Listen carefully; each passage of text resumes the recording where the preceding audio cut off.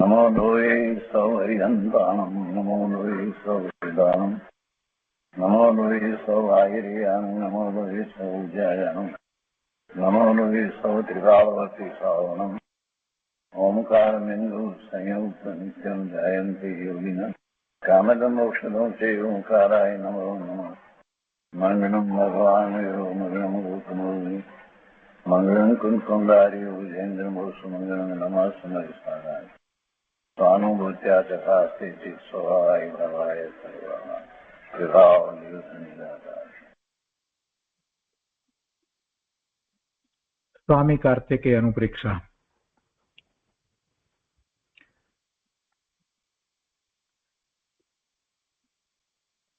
आचार्य भगवान शुभचंद्राचार्य ની ટીકા અને પંડિત જયચંદજી છાબડાના ભાવાર્થ અને ટીકા સહિત આપણે સ્વામી કાર્તિકેય અનુપ્રેક્ષાનો સ્વાધ્યાય કરી રહ્યા છીએ અને પૂજ્ય ગુરુદેવ કાંજી સ્વામી એમાંથી આપણને ઘણું અધ્યાત્મ સમજાવી રહ્યા છે.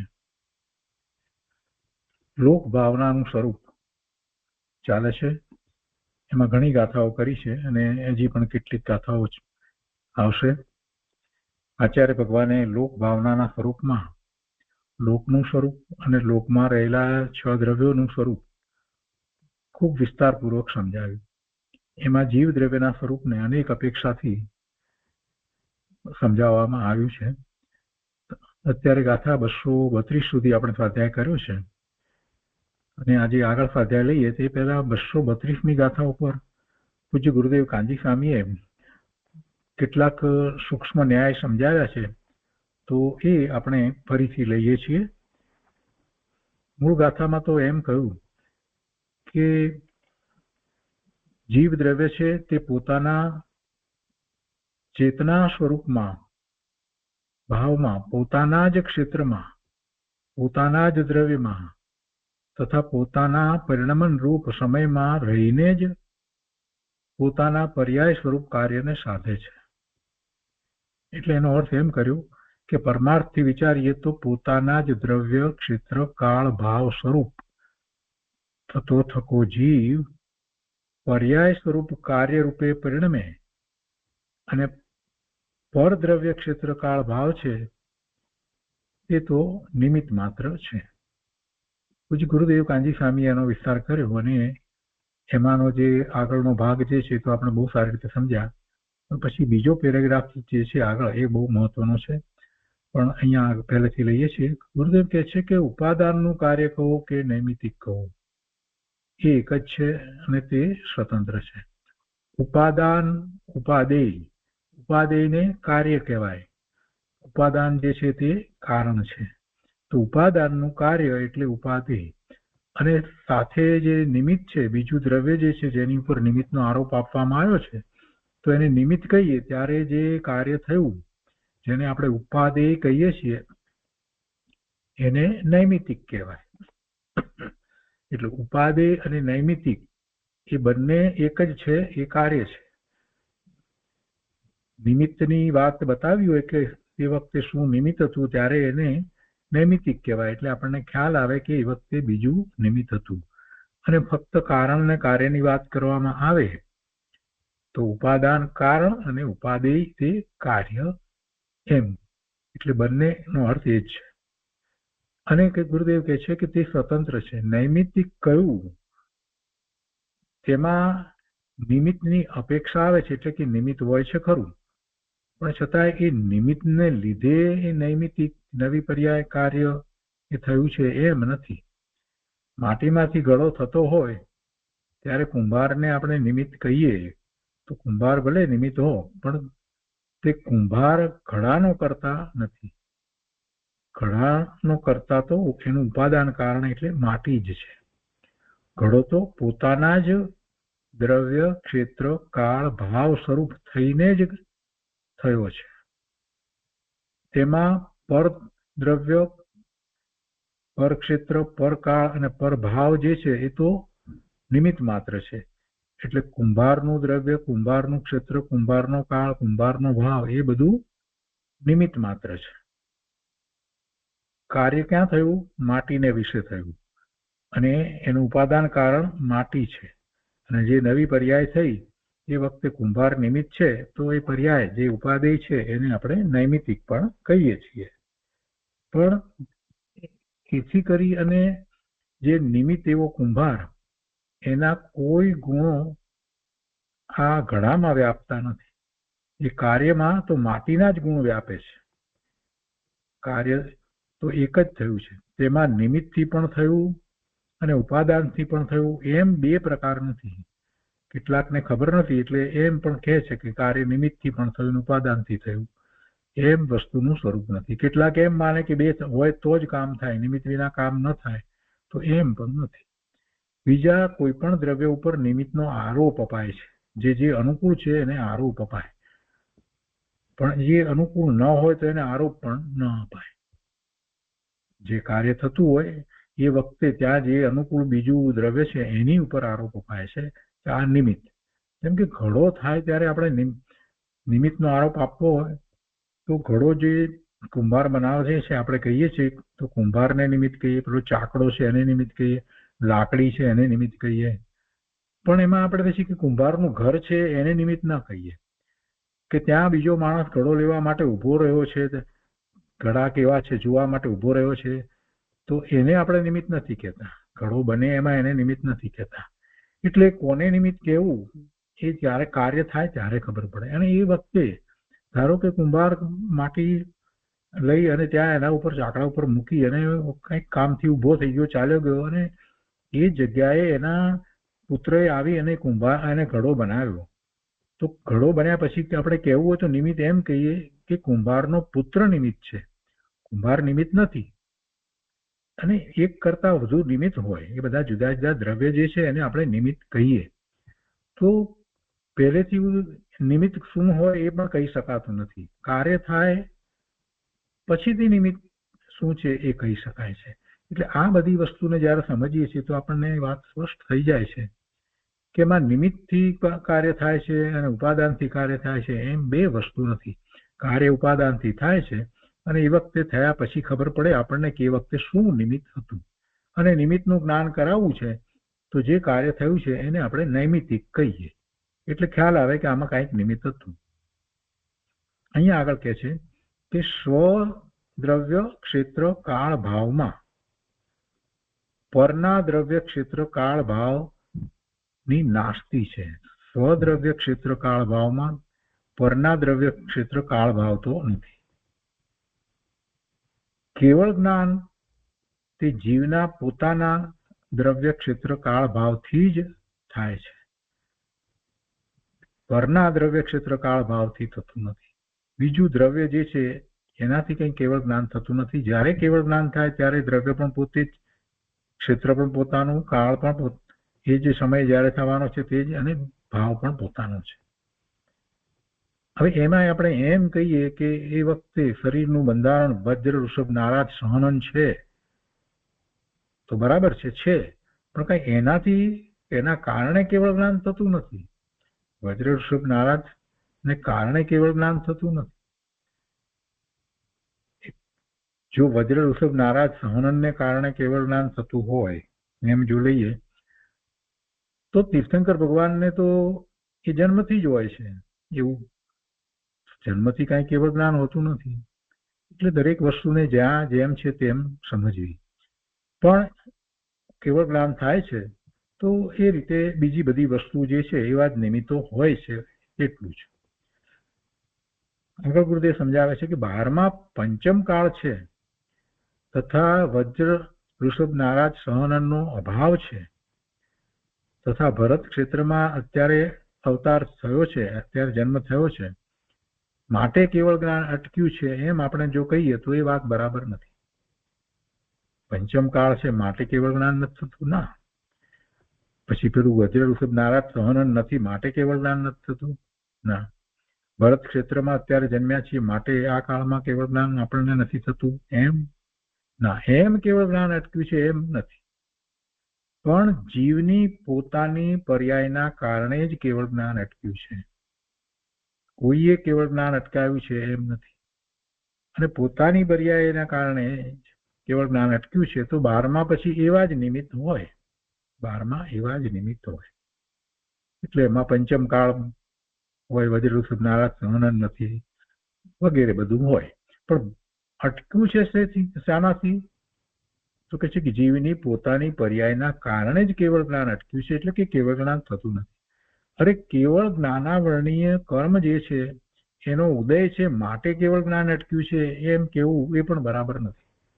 એ પણ એમાં નિમિત્ત કારણ છે, એ પણ એમાં નિમિત્ત કારણ છે. કેમ કે કેવળ જ્ઞાનાવરણીય જે કર્મ છે એ જળ છે, એ જળ છે, એ પૂતગળ છે અને એ બીજું દ્રવ્ય છે.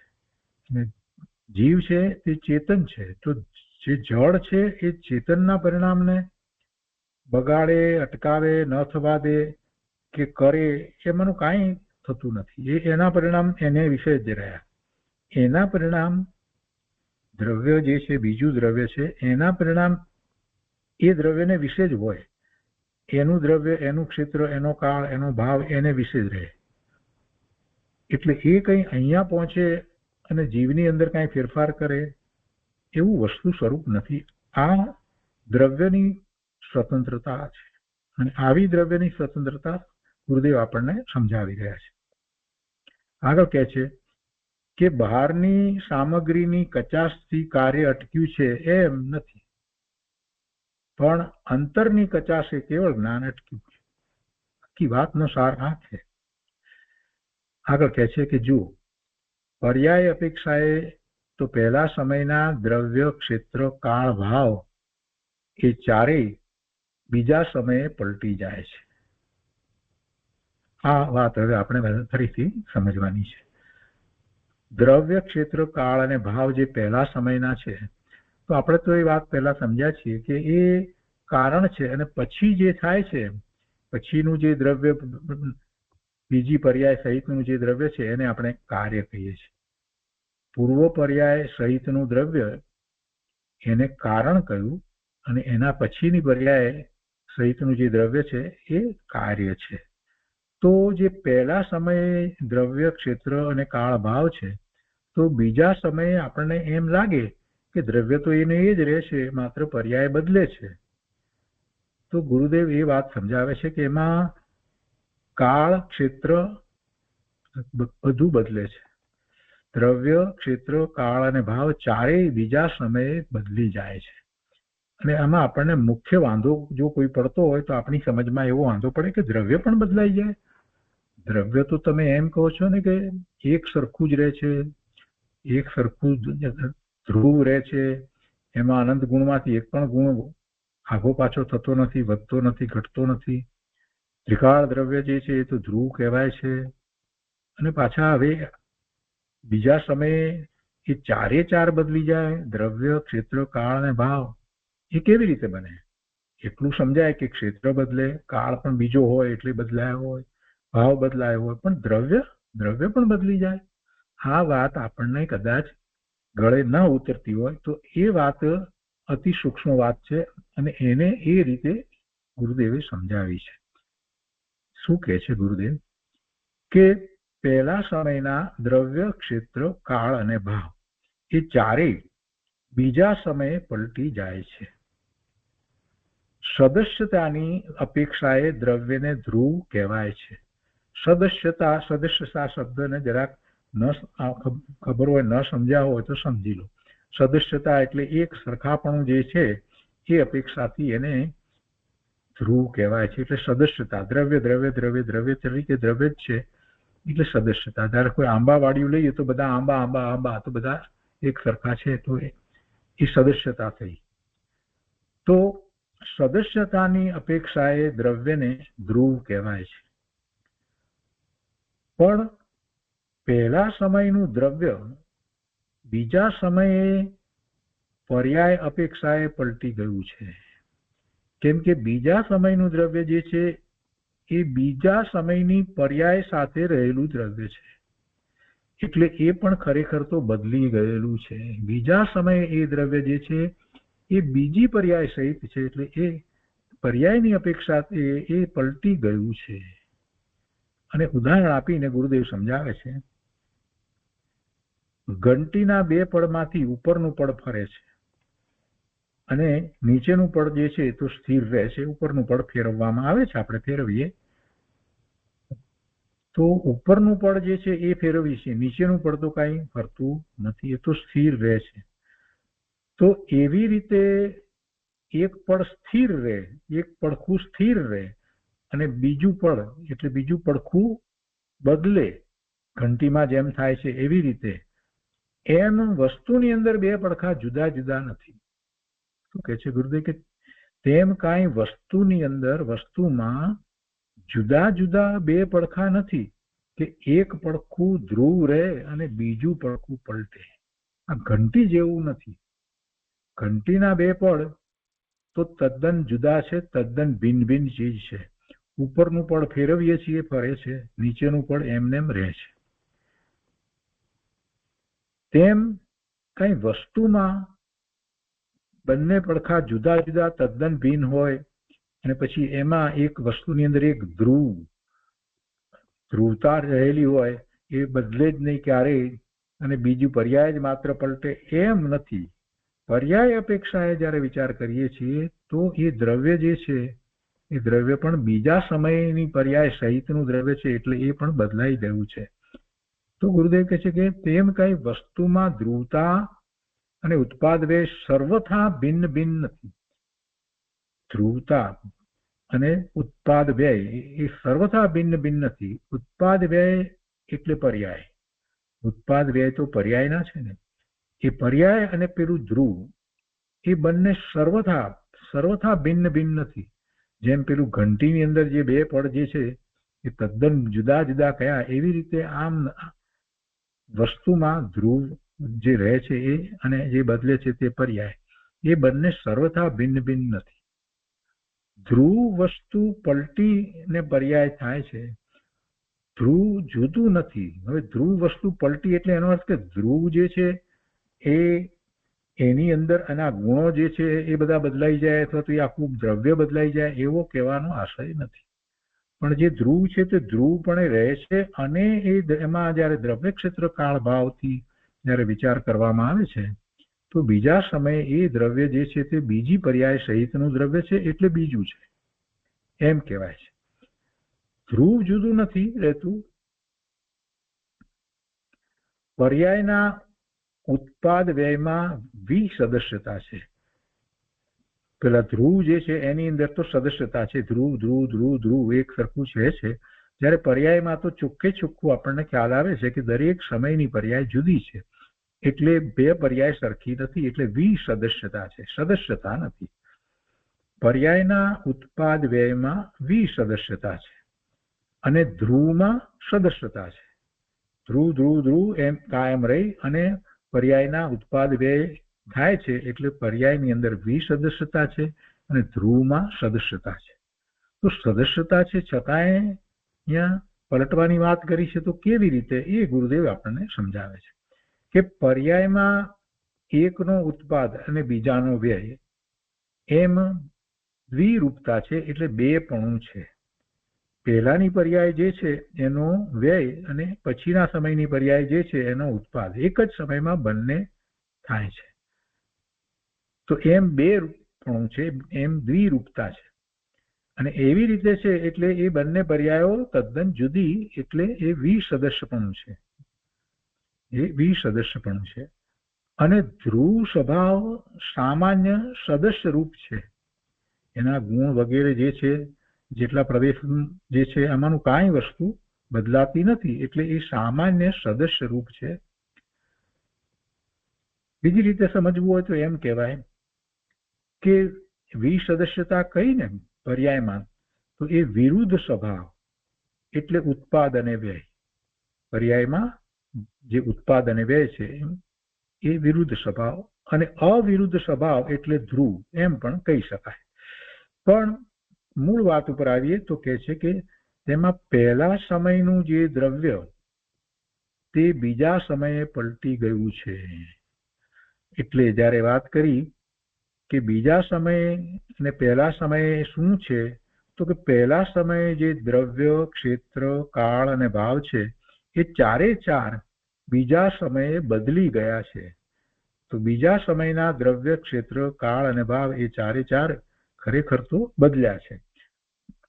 ધ્રુવપણે સદસ્યપણું હોવા છતાં પણ અને પર્યાયપણે અસદસ્યપણું છે અને કાળ જુદો છે એ પણ આપણે સમજી શકીએ છીએ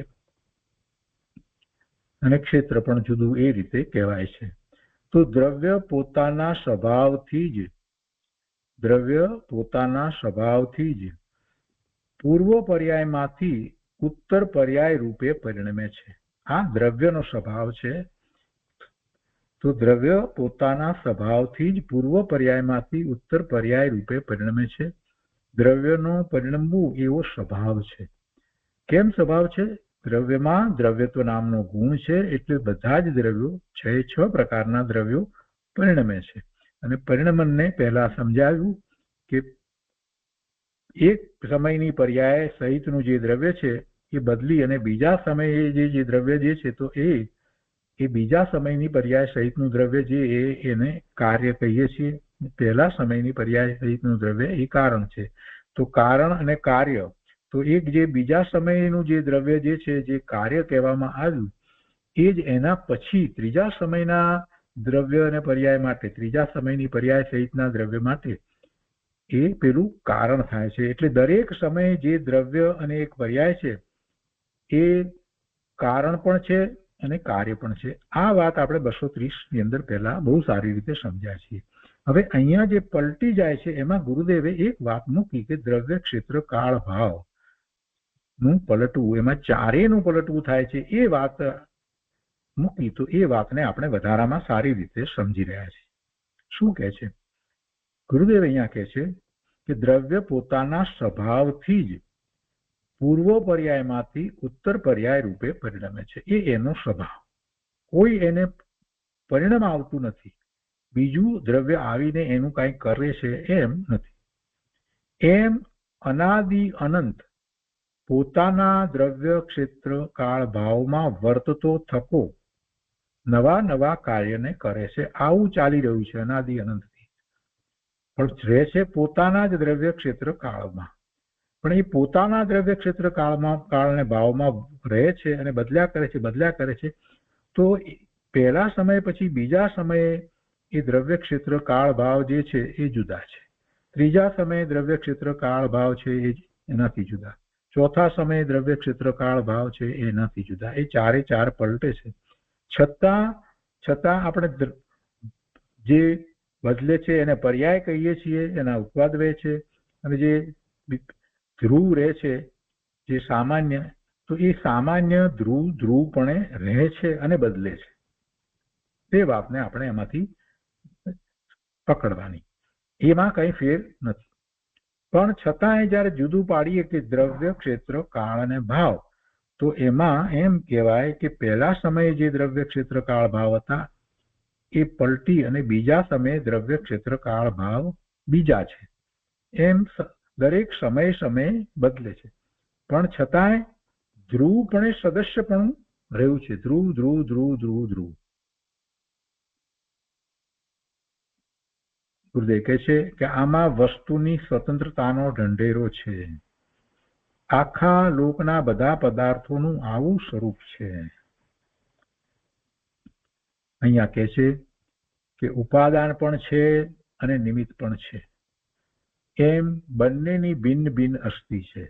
આપણે જાણીએ છીએ ઉપાદાન અને નિમિત્તને, કે છે કે બંનેની ભિન્ન ભિન્ન અસ્તિ છે. કેમ કે નિમિત્ત તો દ્રવ્ય જ જુદું છે, એટલે કે છે કે ઉપાદાન પણ છે અને નિમિત્ત પણ છે. એમ બંનેની ભિન્ન ભિન્ન અસ્તિ છે.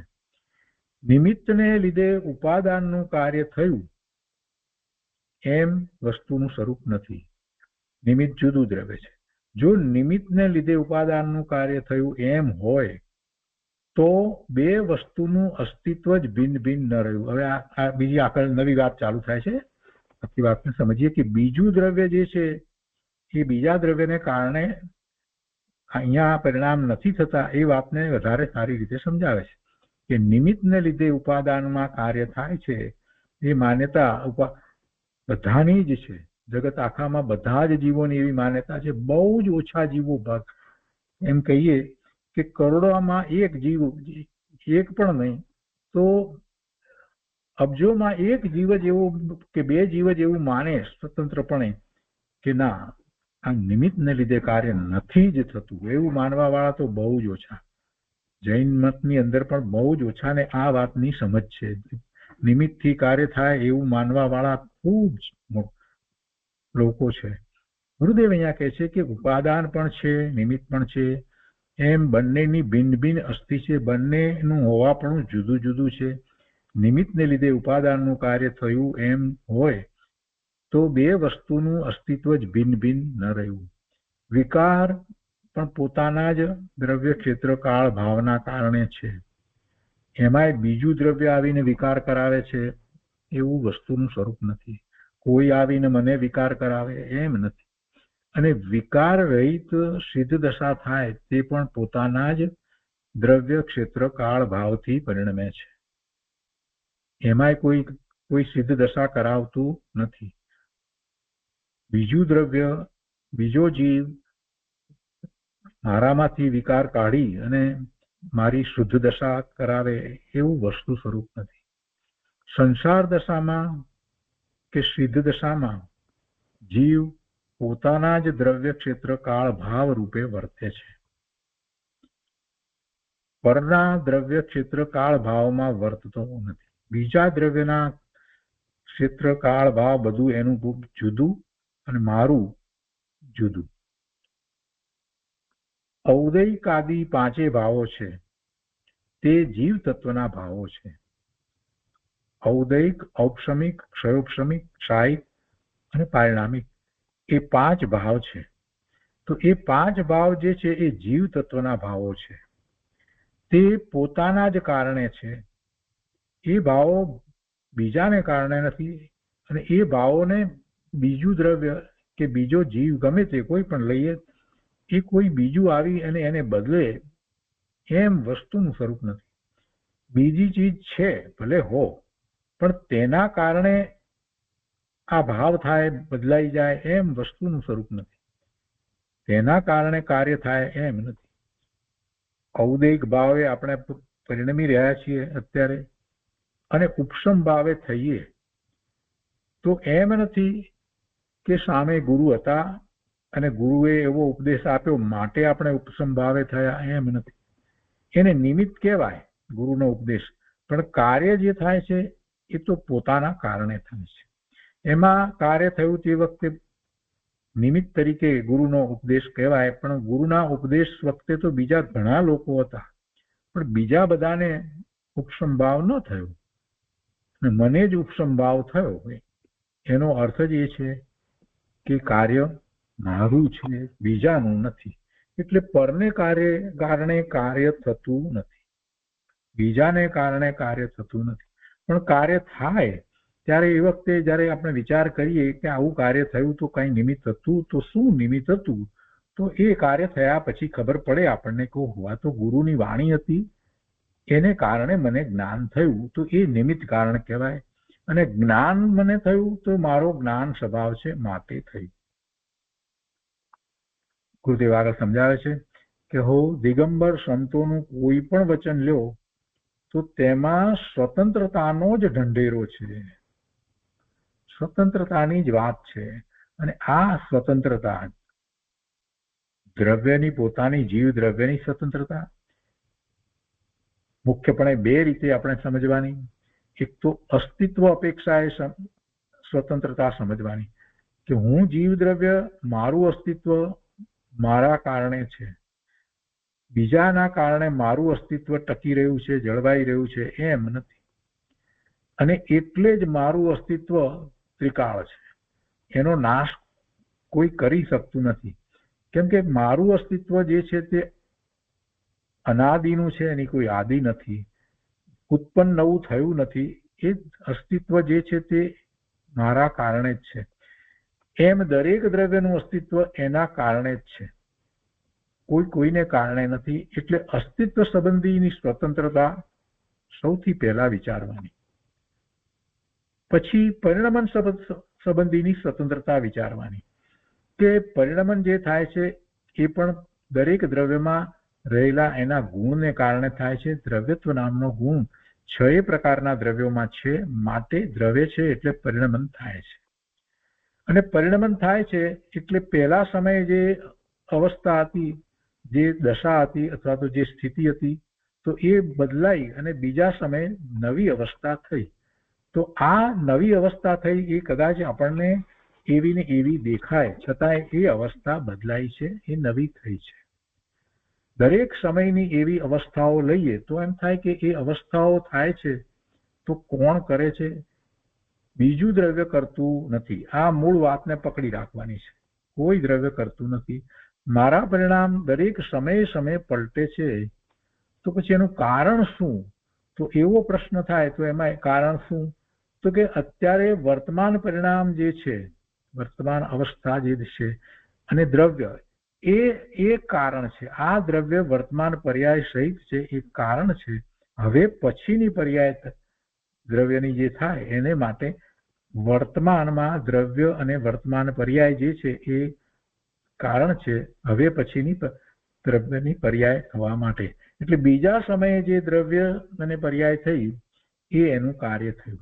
હવે બીજા સમયની દ્રવ્ય અને પર્યાય જે થયા છે તો એ પણ જે કાર્ય છે એ પણ કારણ બને છે શેને માટે? ત્રીજા સમયના દ્રવ્ય પર્યાય માટે. એટલે આ પરિણમન. હવે આ પરિણમનની અંદર જ્યારે દ્રવ્ય, ક્ષેત્ર, કાળ અને ભાવ એ 4 વસ્તુથી વિચાર કરીએ તો ગુરુદેવે આજે એક વધારાનું નવું સત્ય આપણને એ સમજાયું કે એ બદલાય છે તો એમાં 4 બદલાય છે. દ્રવ્ય, ક્ષેત્ર, કાળ અને ભાવ 4 બીજા સમયે બીજા છે, ત્રીજા સમયે ત્રીજા છે, ચોથા સમયે ચોથા છે. તો આમ 4 વસ્તુ બદલાય છે. અને છતાંય જે ધ્રુવપણ જેનો વિચાર કરીએ છીએ કે દ્રવ્યની અંદર એનું ધ્રુવપણું જે છે એ ધ્રુવપણું ટકી રહે છે. ધ્રુવ ધ્રુવ ધ્રુવ ધ્રુવ એટલે એને સદસ્ય છે એટલે ધ્રુવપણું એમ જ રહે છે. અને જે પર્યાય જે છે એ અસદસ્ય છે એટલે એક પર્યાય કરતા એના પછીની પર્યાય બીજી પર્યાય છે એ જુદી છે એટલે એ વિસદસ્ય છે એમ કહેવામાં આવ્યું. તો આ બધી વસ્તુને એક સાથે આ રીતે આપણે જ્યારે સમજીએ છીએ તો પછી કોઈ વિકલ્પ ઉઠતા નથી અને બીજી વસ્તુ ઉપર આપણે પોતાના દોષને માટે બીજી વસ્તુનો વાંક કાઢતા નથી, બીજી વસ્તુ પર દોષારોપણ કરતા નથી. મને ક્રોધ આવ્યો કેમ કે પેલો બોલ્યો માટે મને ક્રોધ આવ્યો, તો કે એમ વસ્તુનું સ્વરૂપ નથી. એ વાણીના કારણે છે, ભૂતગળ પરમાણુનું કારણ છે અને એને કારણે મને મારા પરિણામ બદલાય એવું વસ્તુ સ્વરૂપ નથી. આ બધી વાત આપણને પ્રાપ્ત થાય છે. અને આ અધ્યાત્મ જ્યારે આપણા જીવનમાં ઉતરી જાય છે તો કોઈ ઉપર રાગ કે દ્વેષ કરવાનું કોઈ કારણ રહેતું નથી. બહારમાં હું કાંઈ કોઈનું કરું એ વાત પણ રહેતી નથી. એટલે દ્રષ્ટિ પોતાના દ્રવ્ય ઉપર જાય છે, કે ધ્રુવ વસ્તુ છે એ ઉપર દ્રષ્ટિ જાય છે અને એની અનુભૂતિ થાય છે. અને એ જ વાત ગુરુદેવ વારંવાર સમજાવી રહ્યા છે. તો આ રીતે 232મી ગાથા પૂરી થઈ છે. હવે આગળ આચાર્ય ભગવાન 233મી ગાથા છે એમાં કહે છે કે અન્ય રૂપ થઈને કાર્ય કરે, દ્રવ્ય જે છે તે બીજા રૂપ થઈને કાર્ય કરે તો તેમાં દૂષણ આવે છે. તો 233મી ગાથા હવે લઈએ છીએ.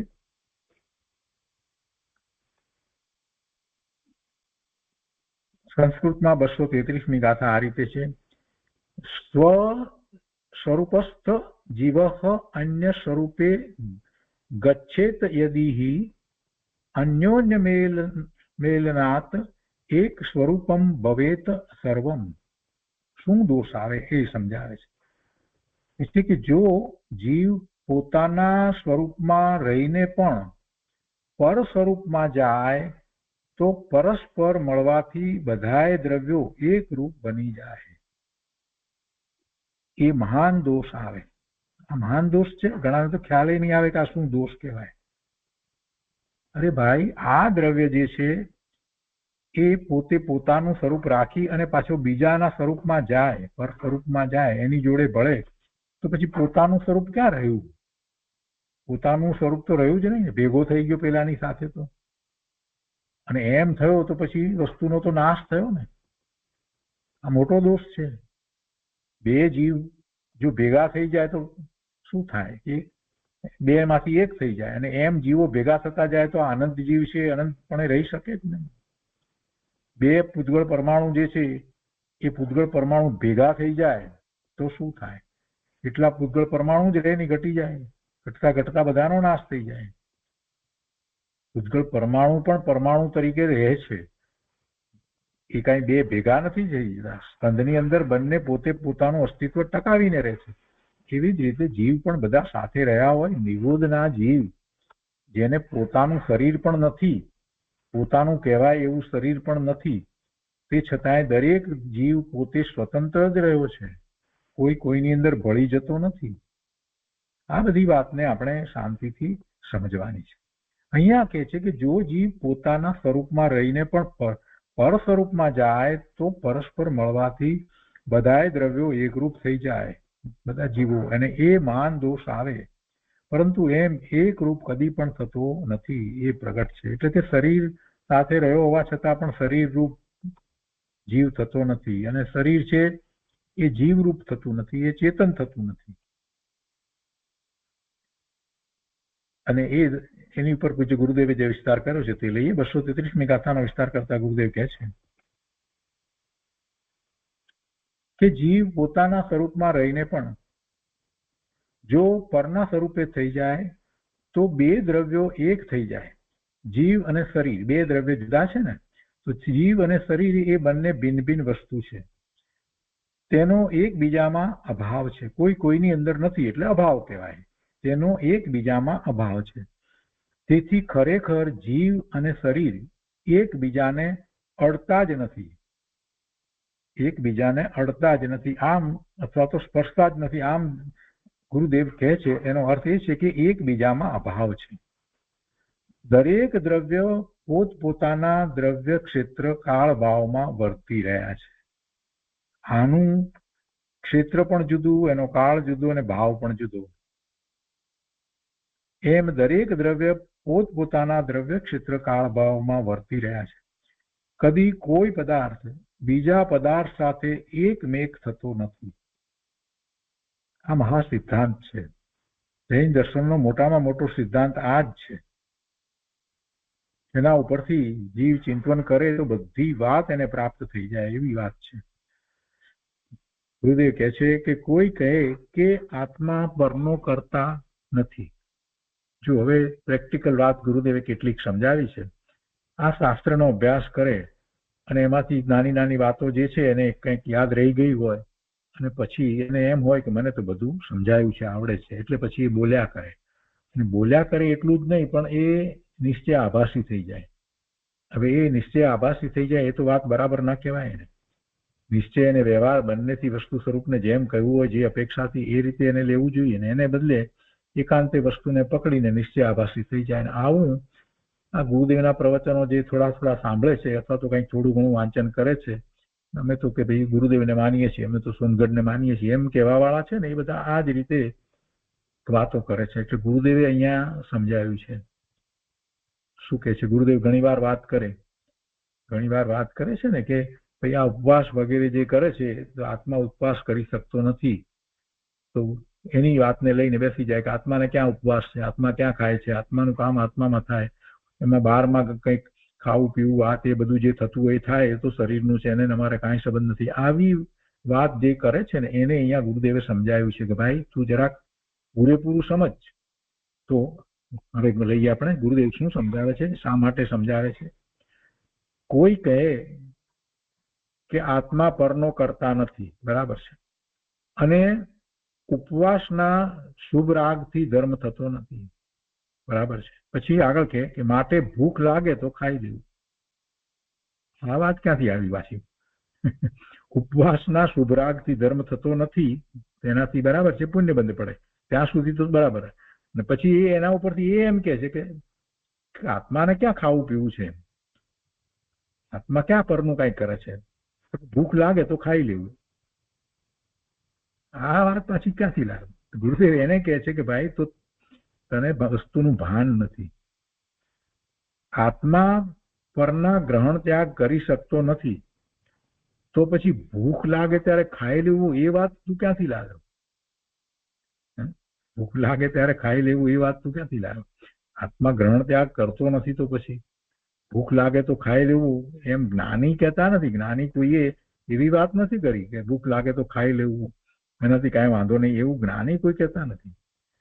જ્ઞાની તો કહે છે કે ભાઈ આત્મા જ્ઞાન સ્વભાવી છે અને તે જળ શરીરથી અને આહારથી જુદો છે, તેથી તે પરને ગ્રહતો નથી કે છોડતો નથી.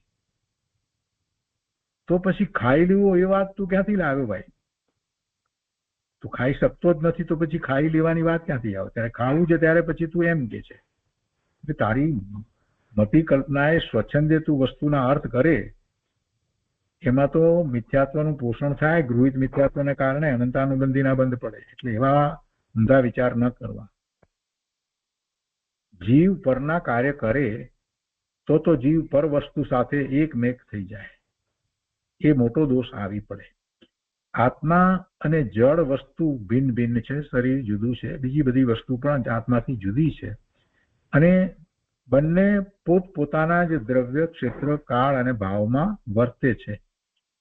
તેમાં કોણ કોનું કરે? કોઈ કોઈનું કરતું નથી. બંને પોતપોતાના ભાવમાં વર્તે છે, પોતપોતાના કાળમાં, પોતપોતાના ક્ષેત્રમાં અને પોતપોતાના દ્રવ્ય રૂપે રહી અને વર્તે છે. કોઈ કોઈનું કાંઈ કરતું નથી. જીવ બહુ તો રાગ કરે પણ તે રાગથી કાંઈ જળ પદાર્થના કામ તે કરી શકે છે એવું વસ્તુ સ્વરૂપ નથી. એ રાગ કરે, રાગ કહેતા શુભ અને અશુભ ભાવ બધા આવી જાય, ક્રોધ, માન, માયા, લોભ, 9 પ્રકારનો નો કસાય, બધું એમાં સમજી લેવું. ગુરુદેવ રાગ શબ્દ કે એટલે એમ સમજવાનું. કરવાપણાનો ભાવ પણ કરે, પણ એથી કરીને જળ પદાર્થના કામ એ કરી શકે એમ તો બનતું નથી. આ ખાઈ લેવાની વાત કરે તો કઈ જે ખાવાનું કાર્ય એ કરી શકે છે એવી વાત તો છે નહીં. એટલે જીવ બહુ તો રાગ કરે પણ તે રાગથી કઈ જળ પદાર્થોના કામ તે કરી શકતો નથી. ખરેખર એ ખાઈ શકે છે? નથી ખાઈ શકતો. એ કાર્ય થાય છે અને થાય છે એમાં જો જીવ એમ લાગે, એને એમ હોય કે હું કરું છું, તો એ મિથ્યાત્વનું પોષણ છે. અને એ મિથ્યાત્વ જ્યાં સુધી પોષી રહ્યો છે ત્યાં સુધી ગમે તેટલો શાસ્ત્રનો અભ્યાસ કરે પણ એથી કાંઈ એને લાભ થવાનો નથી. પરના કાર્યોનો કરતા પોતે નથી એ વાતને એને સ્વીકારવી પડે. અને પરના એટલે આ જે પોતે શરીરના કામો જે થઈ રહ્યા છે ને એમાં પોતે જે કરતા બુદ્ધિ કરે છે એ કરતા બુદ્ધિ પણ છોડવાની છે. અને એવી જયારે શરીરના કાર્યોની કરતા બુદ્ધિ જીવ છોડે એટલે સહજ રીતે જ એને વૈરાગ્ય થઈ જાય, સહજ રીતે જ ઉદાસીનતા આવી જાય. ગુરુદેવ કહે છે કે જુઓ, આ વસ્તુની સ્વતંત્ર મર્યાદા છે. કોઈ દ્રવ્ય પોતાના દ્રવ્ય ક્ષેત્ર, કાળ, ભાવની મર્યાદાને ઓળંગીને પરના કામ કરતું નથી. આત્મા શરીરનું કામ કરે તો આત્મા અને શરીર એક થઈ જાય, એટલે એવું તો વસ્તુ સ્વરૂપ નથી. એવી જ રીતે માણસ ઘોડાને ચલાવે તો માણસ અને ઘોડો એક થઈ જાય. એના પછી એવી જ રીતે આત્મા રોટલા ખાય તો રોટલા અને આત્મા એક થઈ જાય, પણ એમ કદી બનતું નથી. દરેક દ્રવ્ય પોતપોતાના સ્વરૂપમાં રહીને પોતાનું કાર્ય જ કરે છે. આત્મા વિકાર કરે તેથી કઈ તે જળ કર્મમાં ભળી જતો નથી. આત્મા વિકાર કરે તેથી કે તે કઈ જળ કર્મમાં ભળી જતો નથી. આપણે કહીએ કે જળ કર્મના ઉદય સાથે જોડાય છે અને એ વિકારી ભાવે થાય છે, આમ બોલીએ છીએ ને, તો કે એમાં કઈ જળ કર્મની અંદર એ ભળી જતો નથી. બે દ્રવ્યો કદી એક રૂપ થઈને પરિણમતા નથી. કદી કોઈ દ્રવ્ય બીજા દ્રવ્ય રૂપ થતું નથી. લોકના 6 દ્રવ્યોનું વર્ણન કરીને જીવની વાત વિશેષ લીધી છે, કેમ કે 6 દ્રવ્યોમાં જીવને સમજાવવો છે ને, અને સમજનાર પણ જીવ છે ને. 5 બીજા દ્રવ્યો જે છે એ ક્યાં સમજવાના છે? વસ્તુ પોતાના પરિણામમાં વર્તે છે પણ પરના પરિણામમાં વર્તતી નથી. પરના પરિણામનું આત્મા જ્ઞાન કરે પણ એની અંદર એ પહોંચે વર્તે એવું વસ્તુ સ્વરૂપ નથી. જીવ પોતાના જ્ઞાન પરિણામમાં કે રાગ પરિણામમાં વર્તે એટલે પોતાના જ્ઞાનના પરિણામ થાય કે રાગના પરિણામ થાય તો એમાં વર્તે, પણ પર વસ્તુમાં તે વર્તી શકે નહીં, એમાં પહોંચે વ્યાપે એમ બને નહીં. સમવ શરણમાં બેઠો હોય અને ભગવાનની વાણી સાંભળતો હોય તો તે શ્રવણ વખતે પોતાના કારણે જ્ઞાન થાય છે. વાણીના પરમાણુ ભિન્ન પરિણમે છે. એ નિમિત્ત કારણ છે. ભગવાનની વાણી એ નિમિત્ત કારણ છે. અને ભગવાનની વાણી કહીએ ત્યારે પણ એ ભગવાનની ઓમકાર ધ્વનિ જ્યારે આપણે કહીએ છીએ ત્યારે પણ એ દિવ્ય ધ્વનિ પણ ભગવાનના આત્માથી તો જુદી છે. એ વાણી જે છે એ દિવ્ય ધ્વનિ જેને ઓમકાર ધ્વનિ આપણે કહીએ છીએ એ તો પૂતગળ ભાષા વર્ણાના પરમાણુનું કાર્ય છે. અને એ વાણીના પરમાણુ જે છે એ દરેકથી જુદા છે, દરેક આત્માથી જુદા છે. ત્યાં બેઠેલા બધા આત્માથી જુદા છે, ભગવાનના આત્માથી પણ જુદા છે. અને એવા વાણીના પરમાણુ એ મારા આત્માથી પણ જુદા છે, ભિન્ન છે. અને મને એ વખતે જ્ઞાન થાય છે તો એ જ્ઞાન મને મારા સ્વભાવને કારણે થાય છે. અને એ વખતે એ વાણી છે એને નિમિત્ત કહેવામાં આવે છે. તો વાણીના પરમાણુ ભિન્ન પરિણમે છે અને આત્માનું જ્ઞાન ભિન્ન પરિણમે છે. કોઈ કોઈના કરતા નથી. જો આ વાત સમજે તો અનંત પરદ્રવ્યોથી ઉદાસીન થઈ જાય. જગતના બધા દ્રવ્યોથી ઉદાસીન થઈ જાય. એને કોઈ દ્રવ્યની અપેક્ષા રહે નહીં કે આ આવે તો સારું ને આમ થાય તો સારું ને તેમ થાય તો સારું, એમ પણ ન થાય. અને બીજાના કાર્યો હું કરું, બીજાના હું કાર્ય કરું છું, એની ઉપર હું ઉપકાર કરું છું, આ બધી વાત નીકળી જાય. બધું થાય છે તે થાય છે માત્ર મારા જ્ઞાનમાં મને એ જણાય છે, આટલી જ વાત રહે. અને એમ જ્યારે થાય છે તો એ જાણનારો હું છું, એ મારો જ્ઞાન સ્વભાવ છે. અને ગુરુદેવ કહે છે કે જ્યારે એ રીતે એ વાત સમજે તો અનંત પરદ્રવ્યોથી ઉદાસીન થઈ જાય અને જ્ઞાન સ્વભાવ તરફ વલણ થઈ જાય. અને એનું નામ ધર્મ છે. બહુ સરસ વાતો છે. શાંત ચિત્તથી એના ઉપર ચિંતન કરી અને પોતાની ઉપર ઉતારવામાં આવે એ જરૂરી છે. હવે આગળ 234મી ગાથામાં આગળ સર્વથા એક રૂપ માનવામાં દૂષણ દર્શાવે છે. ગાથા 234 સર્વથા એક રૂપ માનવામાં દૂષણ દર્શાવે છે, દોષ આવે છે. 234મી ગાથામાં કહે છે કે અથવા બ્રહ્મ સ્વરૂપમ એકમ સર્વમ અપી મન્યતે યદિ હિ.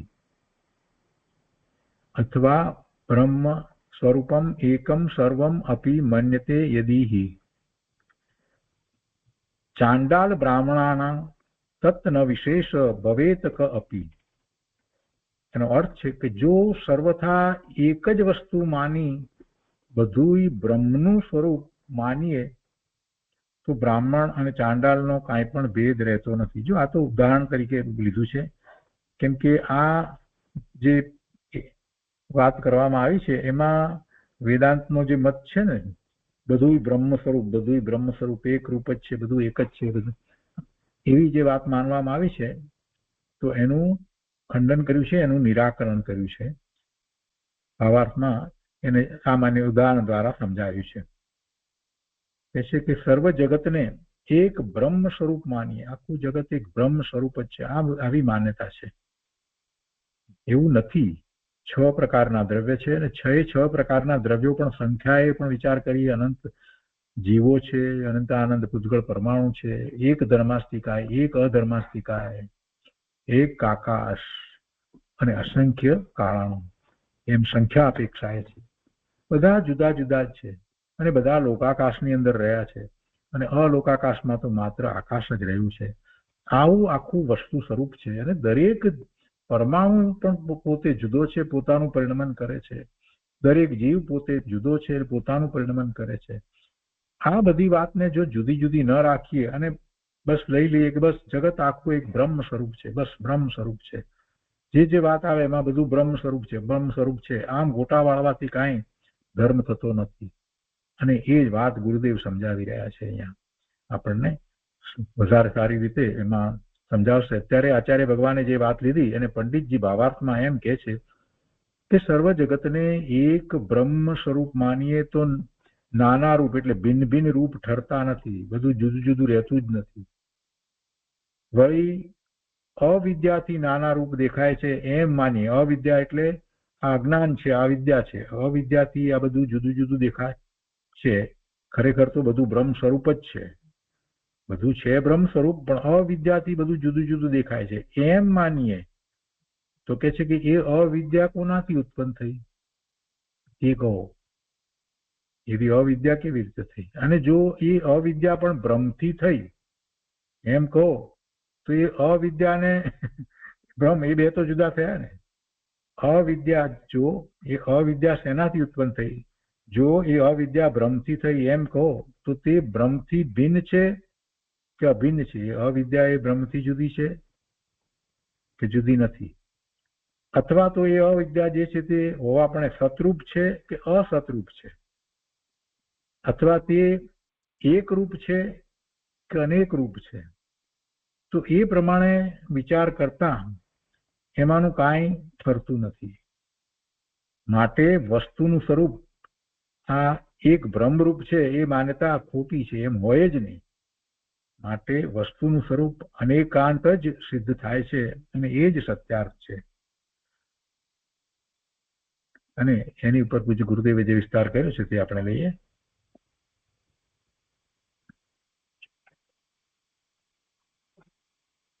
જગતમાં અનંતા પદાર્થો છે, તે બધાએ સ્વયં સિદ્ધ સ્વતંત્ર છે. કોઈને કોઈનો આધાર પરમાર્થે નથી. વ્યવહારથી આપણે કોઈક રીતે વાત કરીએ પણ ખરેખર પરમાર્થે કોઈ વસ્તુને કોઈનો આધાર નથી. આત્મા જ્ઞાન અને રાગ કરે પણ શરીર વગેરે પરનું કામ કરે નહીં. આત્મા જ્ઞાન કરી શકે પણ શરીરનું કામ કરી શકે નહીં. આત્માને રાગ થાય છે પણ એ શરીરનું કામ કરે નહીં. જો આત્મા પરનું કામ કરે તો તે પરથી ભિન્ન રહેતો નથી, કેમ કે પરનું કામ કરવા માટે એ પરની અંદર એને પહોંચવું પડે, વાંચવું પડે તો પરનું કામ કરી શકે. બાકી પરને જાણવા માટે એ પરમાં પહોંચવાની જરૂર નથી, કેમ કે એનો જ્ઞાન સ્વભાવ છે. તો એ જ્ઞાન સ્વભાવની અંદર પર જે છે એ જ્ઞેય તરીકે એને પ્રતિબિંબિત થાય એટલે એનું જ્ઞાન કરી શકે. જ્ઞાન કરવા માટે આત્માએ જેનું જ્ઞાન કરવું છે એમાં પહોંચવું પડતું નથી, કેમ કે પેલું પ્રતિબિંબિત થાય છે, જ્ઞેય છે તે. પણ પરનું કામ કરવું હોય તો પરમાં એને પહોંચવું પડે, વ્યાપવું પડે. એટલે એમ તો બનતું નથી. જો આત્મા પરનું કામ કરે તો તે પરથી ભિન્ન રહેતો નથી. પર સાથે એક રૂપ થાય તો જ પરનું કામ કરી શકે. પણ પર સાથે એકમેક થઈ જાય છે. જો એ પરનું કામ કરે એમ માનીએ તો પછી પર સાથે એકમેક થઈ જાય તો પછી આત્માનું અસ્તિત્વ ક્યાં રહ્યું? અસ્તિત્વ ગુમાવી દે. એટલે એવું વસ્તુ સ્વરૂપ જ નથી. એટલે કે વેદાંતની જેમ સર્વથા અદ્વૈત થઈ જશે. વેદાંતમાં સર્વથા અદ્વૈત માને છે, એક જ બ્રહ્મ એમ થઈ જાય. તો એવું નથી. દ્વૈત છે, બેપણું છે, અનેકપણું છે. બેપણું ક્યાં? આપણે તો અનેકપણું, અનંતપણું માનીએ છીએ.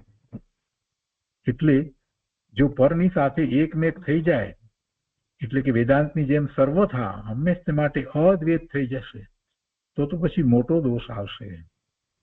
ગુરુદેવ કહે છે કે આત્મા બોલે, આત્મા ખાય, આત્મા શરીરને ચલાવે એમ જે માને છે તેઓ વેદાંતની જેમ મિથ્યા દ્રષ્ટિ છે.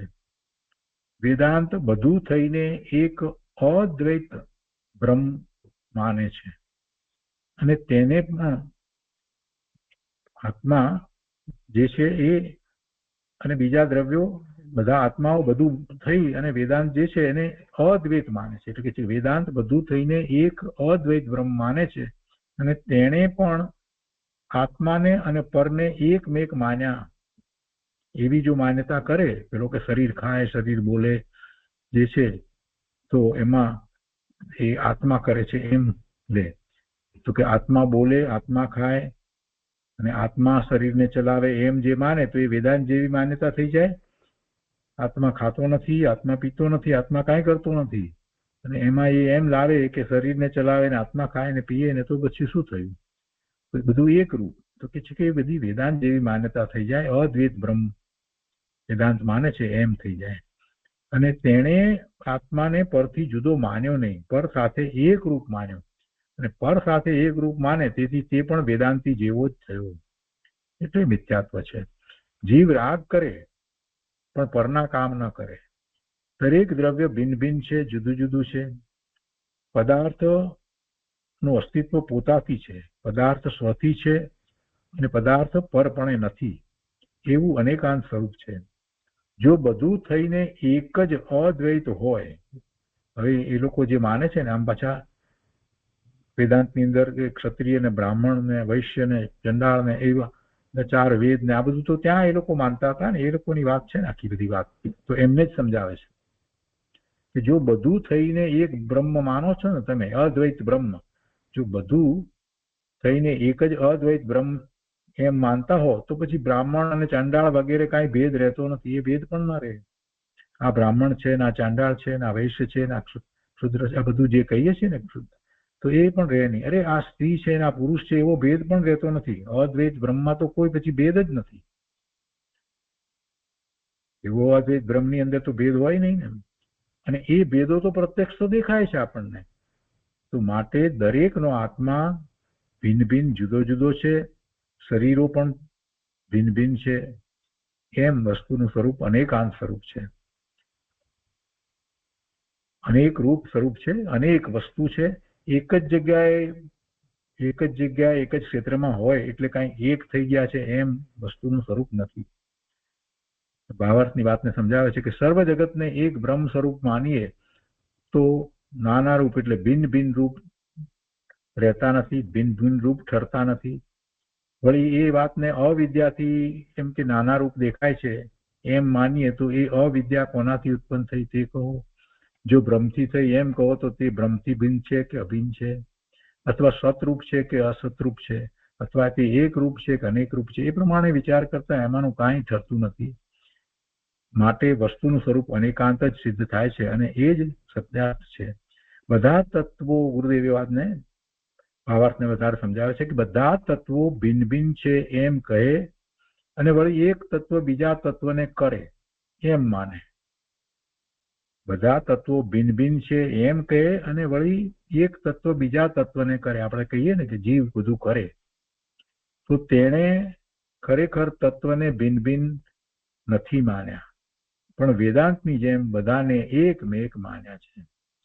જૈન માન્યતા પ્રમાણે પાછો કે બધા તત્વો ભિન્ન ભિન્ન, અને પછી પાછો ફરીથી બીજી વાત પણ કે હું બીજાના શરીરના કામ કરી શકું. તો એનો અર્થ જ એ છે કે એની માન્યતા વેદાંત જેવી છે. મારું શરીર, મારા કપડા એમ ભાષા બોલાય, પણ ખરેખર તેમ નથી. આત્માએ શરીરમાં કે કપડામાં પ્રવેશ કર્યો નથી. આત્મા આત્મામાં અને શરીર શરીરમાં.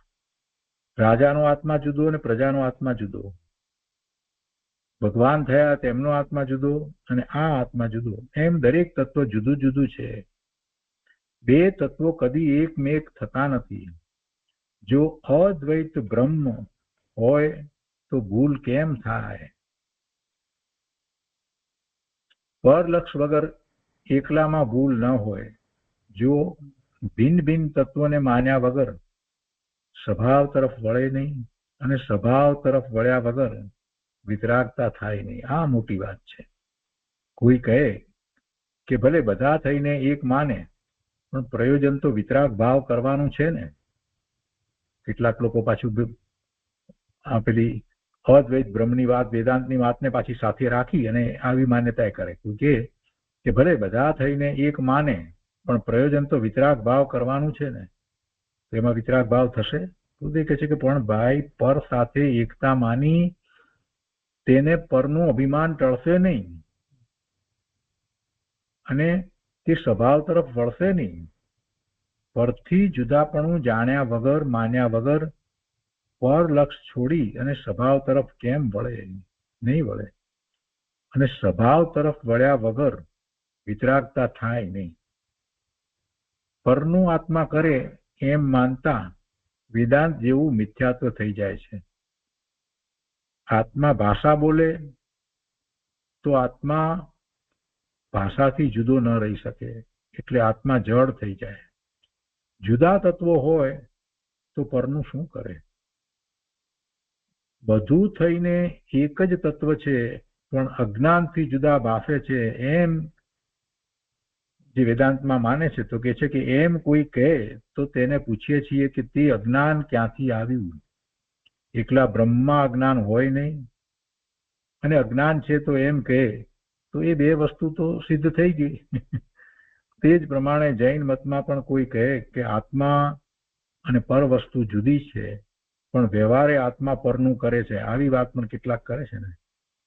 જૈન મતમાં પણ કોઈ કહે કે આત્મા અને પર વસ્તુ છે જુદી છે, એમાં તો વાંધો નથી, પણ વ્યવહારે આત્મા પરનું કરે છે. તો ગુરુદેવ કહે છે કે તો તેને પૂછીએ છીએ કે તે વ્યવહાર ક્યાંથી આવ્યો? વ્યવહાર તે વિકલ્પ છે, તે વિકલ્પ તો આત્માનો છે. એ વિકલ્પ આત્માનો છે. ખરેખર એ વિકલ્પ છે, એ ખરેખર પરનું કરતો નથી, એમ ગુરુદેવ કહે છે. વ્યવહારથી પણ આત્મા પરનું કરે છે ના કરતો નથી, એક કરવાનો વિકલ્પ છે. તે વિકલ્પ છે એને વ્યવહાર કર્યો છે. તે વિકલ્પ વ્યવહાર તે વિકલ્પ છે, અને તે વિકલ્પ તો આત્માનો છે. એ કાંઈ જડમાં તે વિકલ્પ થયો નથી. માટે આત્મા પોતામાં વ્યવહારનો વિકલ્પ કરે, પણ આત્મા પરનું વ્યવહારે કાંઈ પણ કામ કરે એમ બને નહીં, કાંઈ કરતો એમ કરે નહીં. આત્મા પરનું વ્યવહારે કરે એમ નથી. એ રીતે ભિન્ન ભિન્ન તત્વો છે, તેઓ કોઈ કોઈનું કાંઈ કરતા નથી. વસ્તુ પોતાપણે છે અને પરપણે નથી, અથવા દરેક પદાર્થ વસ્તુપણે એક છે અને ગુણ પર્યાયોથી અનેક છે, એવું અનેકાંત સ્વરૂપ છે એમ સમજવું. તો આજનો સ્વાધ્યાય આપણે અહીંયા સુધી રાખીએ છીએ. હવે આગળ 235મી ગાથાની અંદર કે આત્મા અણુ માત્ર જ છે, તો એ માન્યતા ખોટી છે એ વાત આવશે.